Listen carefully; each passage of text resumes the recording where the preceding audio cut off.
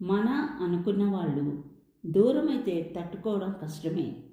కానీ దూరమైన వాళ్ళనే తలుచుకుంటూ బాధపడటం కన్నా వాళ్ళ మధుర జ్ఞాపకాలను గుర్తు చేసుకుంటూ జీవితంలో ముందుకు వెళ్ళిపోవడం మంచిది. విజయం మనకు ఒకే దారిని చూపిస్తుంది, కానీ అపజయం 100 పరిష్కారాలను అందిస్తుంది. అందుకే పరిష్కారం లేని సమస్య గురించి చింతించకు. పరిష్కారం ఉన్న సమస్యను వదలకు. పక్షి బతికి ఉన్నప్పుడు చీమలన్నీ తింటుంది. అదే పక్షి చనిపోయినప్పుడు దాన్ని చీమలు తింటాయి. పరిస్థితులు ఏ క్షణంలోనైనా తారుమారు అయిపోతాయి.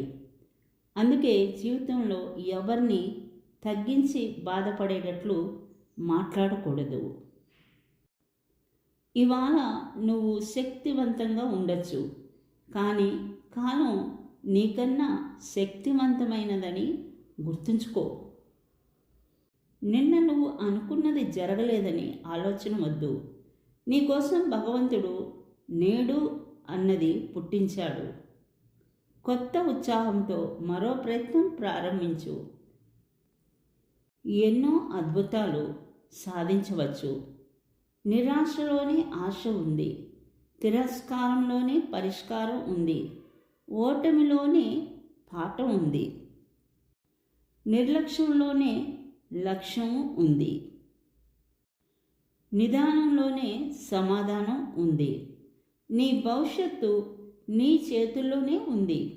దానిని ఎలా మలుచుకుంటావో నీ ఆలోచనలో ఉంది. ఒక మనిషి తనను తాను గొప్పవాడిని అని అనుకోవడం ఎంత తప్పో, తాను తక్కువ వాడిని అనుకోవడం కూడా అంతే తప్పు. మొదటిది గర్వానికి, రెండోది పిరికితనానికి దారితీస్తాయి. ఒకరు నీకు చెడు చేసినంత మాత్రాన నువ్వు వారికి చెడు చేయనవసరం లేదు. వాళ్ళే చెడిపోతారు.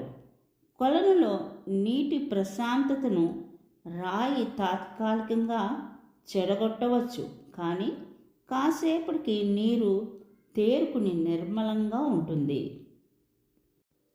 రాయి మాత్రం అడుగునే ఉంటుంది. నీ జీవితం అనే సినిమాకి నువ్వే కథానాయకుడివి.